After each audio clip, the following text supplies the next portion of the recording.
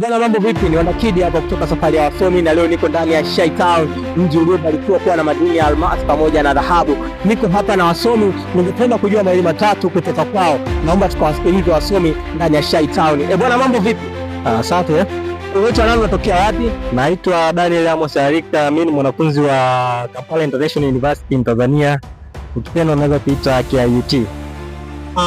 Bwana Daniel, kutokana na maendeleo ya sayansi na teknolojia katika Afrika pamoja na Ulaya na mabara mengine, kumekuwepo na ugunduzi wa matumizi ya kompyuta pamoja na simu.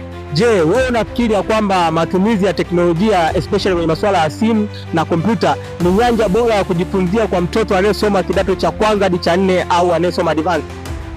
Kwa mtazamo wangu mimi sidhani kama ni chanzo au nyenzo bora kwa ajili ya kujifunzia, kwa sababu kutokana na tamaduni na mila zetu za Kiafrika ni ngumu sana kumpatia mwanafunzi wa Kitanzania au wa Kiafrika simu au laptop aweze kutumia kwa ajili ya kujifunzia, kwa sababu hawezi kutumia muda mwingi let's say dakika 10 au dakika 5 akiwa anasoma, yaani akiwa ndani ya lengo la kile anachokisoma.